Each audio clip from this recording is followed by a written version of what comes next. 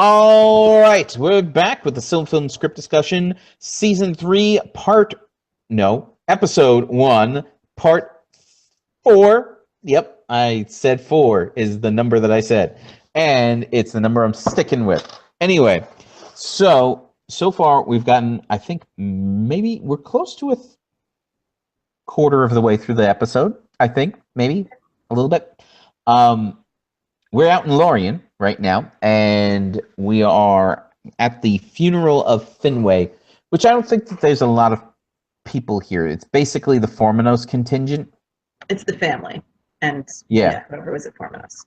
Right. Well, I guess that everybody that was at Formanos went back to Formanos with Feanor, along with the two brothers who were at the party.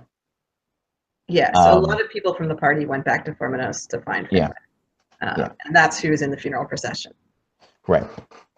So, that being the case, so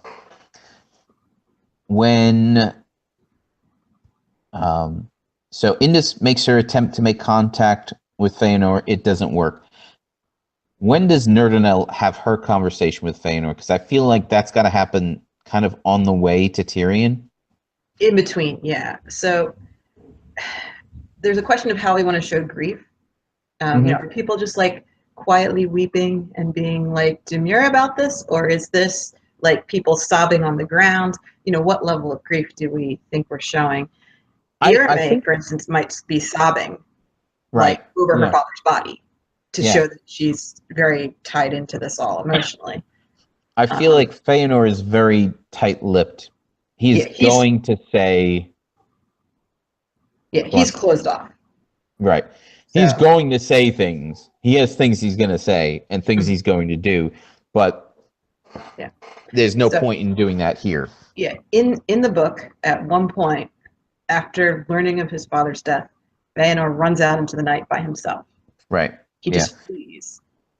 And it's after he comes back that he's all on fire with speeches and torches and oaths. Right. So that time of him alone in the darkness was where his grief kind of gets worked out. So he doesn't have a breakdown in front of everybody.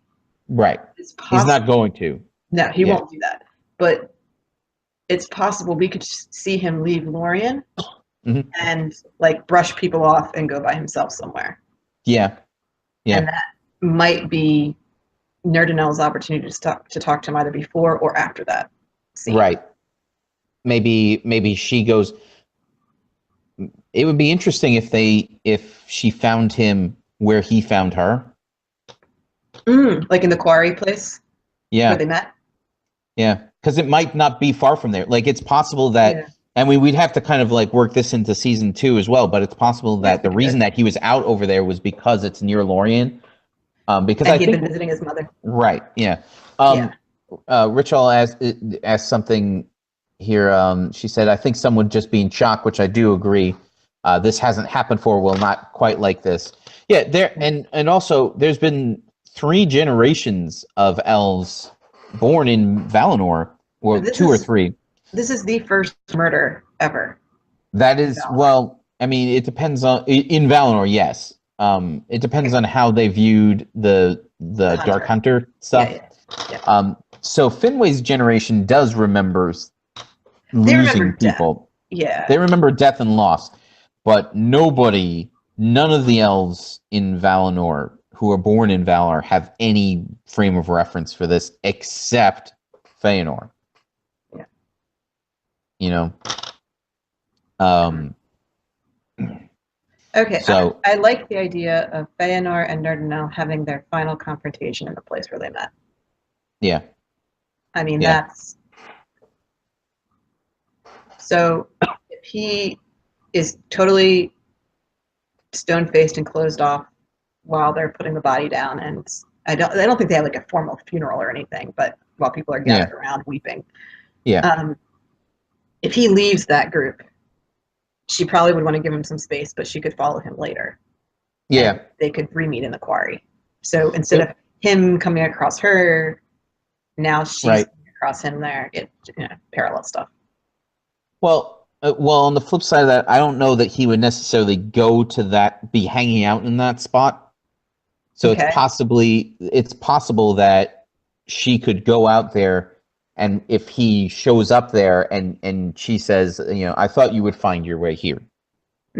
Okay. Yeah. I mean, we can make it kind of vague as to who was planning to meet who, Right. and they both ended up there. Right. Yeah. It'd be interesting to have the conversation kind of start almost with a little bit of vulnerability on Feanor's part. Like a crack in his armor. I mean, he's feeling devastated, is what he's feeling. Yeah. If anybody's going to see that, it's her. Yeah. And he wants to turn it into anger so he doesn't have to feel that, but right. I'm not sure he's done that yet. Yeah. So I think he's still feeling it pretty strongly. Right. Right. And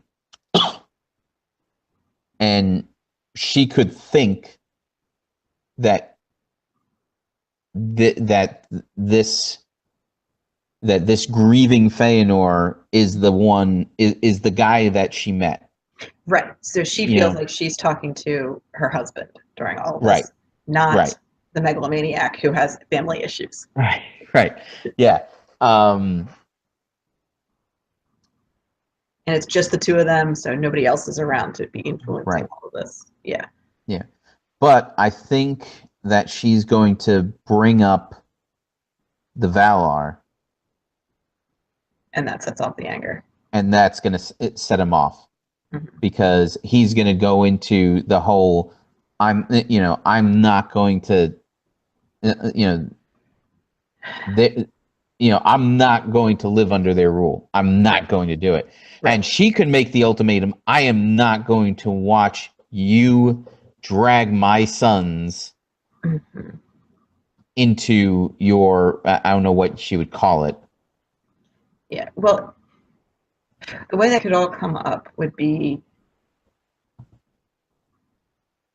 at first he could just be talking about how, he can't believe his dad's gone and all that, like something that's just like a normal grief thing. Something that humanizes him a little bit, yeah. Right. And so she's, sympathetic to mourning with him, at least on some level, because she was close to Finwë too. Like, she loved Finwë, and that should kind of come out. Right.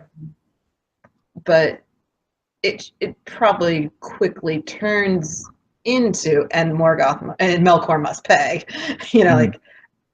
so he's going to be the first one to voice the vengeance thing. Right. She might take that and say, the Valar won't let him get away with that. Yeah. There's no way the Valar are going to let this stand. Like, don't worry, he's going to get his. Like, so she might be thinking like she's totally agreeing with him. Yeah. And like trying to be. Yes. Yeah. And he's like, the Valar. Right. Yeah, exactly. He's going to throw that right in her face. And he's going to say, no, I will not wait on them. I waited under their rule all of my life. I will do it no more. Yes. And that's the thing, is that she's got to know that the Valar might do something eventually, but they're probably not going to act right away. Like, she's got to know that the Valar thing is going to take time, and he doesn't have the patience for that. Right. So she sees the writing on the wall almost immediately. Like, she knows she's lost as soon as he starts talking. Yes. And she's going, but she should also make it very clear that she's not going along with him on this one. Right. And I think she could like physically turn away from him, or like start to walk away or something, and be like, I just can't do this. I'm not with you on this one. And do we have him accuse her of betrayal here? Yeah. I mean, what, and you'll leave me too? Like, I've lost my mother, I lost my father, now I'm losing you too. Like, why would you do that to me now? Like, I'm at my absolute lowest. Why would you turn from me now? Yeah. So, And there can be a "how dare you." Yeah. Or she could say you've betrayed yourself.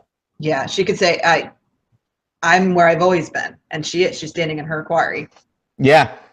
So I'm where I've always been. Stay with me, and that. Yeah. So they could have that back and forth. I don't think they should bring up the kids because this really is the final scene between the two of them. Okay. I know the kids are important to this, and I think she's gonna talk to him about the kids later. Mm-hmm. But this is about she's talking to her husband, not just to the father of her children. Yeah. Okay. I might be wrong on that because the kids are kind of a big deal. Yeah. I mean, in my head, there has to be a point, I think, where she's got to be furious with him for what he's doing to their sons. Yes. And Tolkien even wrote a scene where around this time she tries to bargain with him and says, at least leave me one of them. Yeah. Like after the oath and everything. Yeah. She's like, all right, I've lost. I know you're going. I know the boys are going with you, but at least leave me one. And she tries to bargain for one of the twins. Yeah. To which Feanor's response is, come with me and you can have them all. Oh, God.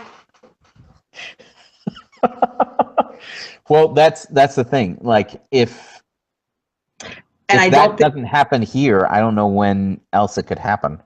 I feel like there's still a farewell after the oath scene in Tyrion, because they were pretty adamant that the last we see of Nerdanel should not be her walking out of Tyrion on her own. I know. Like they wanted to see a final scene between Nerdanel and Feanor after the oath. Yeah.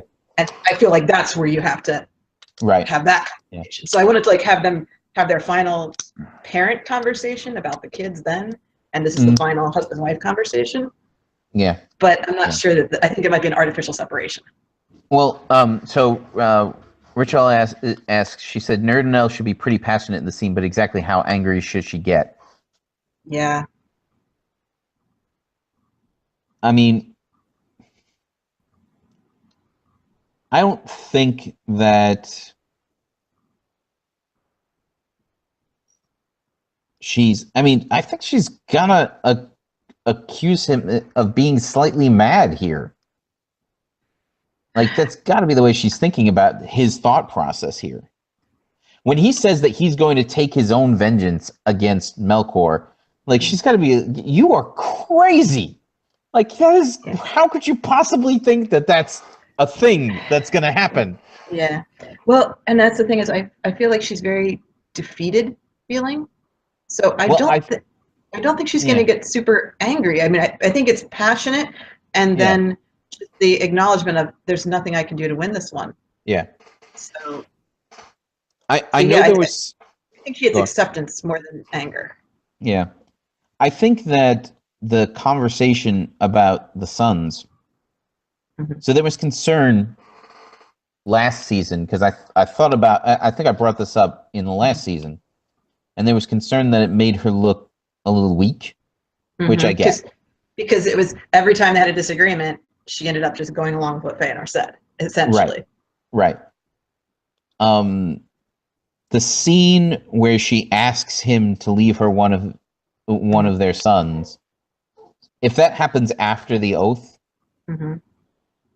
the oath could just break her when she sees all 7 of her sons go and swear the oath with Feanor, which we're gonna get to. Yeah, no, don't worry. I've solved that problem, by the way. Okay, good. I am concerned. But I'll share my solution with that scene. Yeah, we'll see what you think of it. Yeah. But that's I gotta think the breaking point for her when she feels like she's lost everything. Yes. And she has no control anymore, and all she can do is basically beg him to leave her something. Yeah, well, if we think about it, the reason why Feanor is as gutted and grief-stricken as he is because he's just become an orphan. Yeah. Essentially. He's buried both parents, and by having the Lorien scene, we really hit that home, that those are both his parents laying there. Yeah. In a land of people who are immortal and don't lose their family. Yeah. By taking her sons and leaving for Middle Earth, he just robbed her of a husband and 7 kids. Right. Like, how is that any less devastating? Yeah. Yeah. So I feel like if we're going to show Feanor totally gutted here at the beginning of the episode, we need to see Nerdanel hit just as hard by the end. Yeah. Yeah. I agree. Okay. So, I feel like that's our Act 1. Yes. Okay. Definitely. Getting into Act 2. We could actually, Act 1 could end with Feanor leaving Lorien. Because between the procession and the conversation with Indus, we might have had enough material to end Act 1 there. If we have the scene in Rivendell, and then Angband, the scene at Formenos, the scene at Angband, the scene at Formenos, and the scene in Lorien, that should be in it. So this scene that we just described is the beginning of Act 2, actually. Yes, I agree. Haha! We found our Act 1 break. Awesome. Look at us. We're more than a quarter of the way through, and it's only taken us 45 minutes. All right. So, quickly, 55 minutes. Anyway, so more of Act 2. I feel like the Angband scene is gonna come in Act 3. So we're spending all of Act 2 here in Valinor. Mm-hmm. All right, so we had our Feanor Nerdanel scene, which is fairly personal and not necessarily quiet, but like intensely personal. So we should then move to something that's a little bit more group dynamics. Yeah. Do we go back to Tyrion? Or I'm do we thinking that we get to the arrival of everybody but Feanor in Tyrion. If she goes back to, if Nerdanel goes back to Lorien,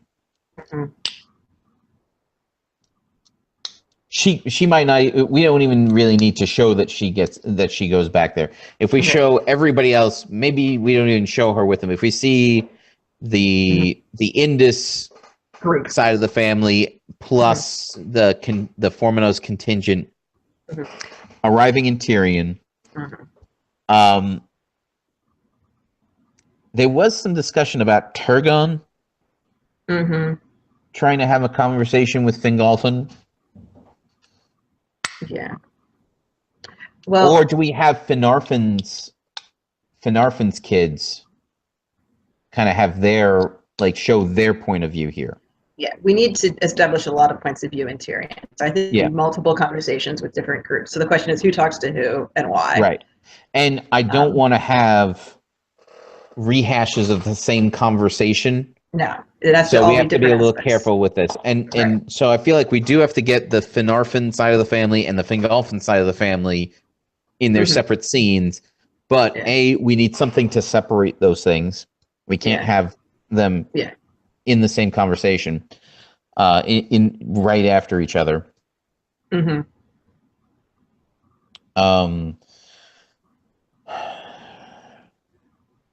And we can't have them be the same conversation. Okay, or two important notes about that. I feel like the Finarfin thing we should get into first. Yeah, so we've already had Finarfin speak to his brother about his concerns over succession, essentially. Right. Well, and also maybe we should establish that Finarfin is concerned that if Feanor returns to Tyrion, it will be to take the Noldor back to Middle Earth. We have to set that up. Yeah, it's like, and that's the thing, is at what point has everyone figured out what the plan here is? Right. Because a lot of people are just confused. It's dark. The king is dead. What do we do? Right. Oh no. Right. But some people have figured out where this is headed. Right. The Lords of the Noldor know where this is going. And Feanor still hasn't shown up yet, but Right. Finarfin and Fingalfin have figured out what's happening next. Mm-hmm. Yes. And does Finarfin kind of open up a dialogue with his kids about this? Yeah. Yeah. And because we're not going to get to see him interact with them after the Doom of Mandos Right. anymore. So we do Right. need to establish their father-daughter-son relationship now. Right. Galadriel's the only one who's been introduced in that bunch of kids. Yeah. And the only one we want to add to the introduction in this episode is Finrod. Right. The oldest brother. Right. Are they the only two that go? No. There's Agnor the two others, right? Yeah, Agnor and Angrod are the two who get killed in the Battle of Seven Flame, and then Orodreth is either another brother or a nephew, depending on whether or not Agnor is married. Yeah. All right. Yeah. So these guys are there, but they don't need to. We need to establish them as being there, but we don't need to give them lines. Nope. So yeah, the only people who need lines are Galadriel and Finrod. Okay. That's good to know because it's time to take a break again. So, you're watching us get through this very, very slowly live. Richel has another point to make, which I'll bring up when we come back in. Hang on, we're gonna get right back in. If you're watching this in the future, definitely like and share the videos if you like and want to share them. If you haven't yet, definitely subscribe because I can't imagine why you would want to miss out on all this. Check out the links below. We've got information on Mythgard, Signum University, the SilmFilm project, all the cool people who are involved, because all the cool people are involved. The implication being that if you're not involved, you're not cool. Anyway, we'll be back in a minute.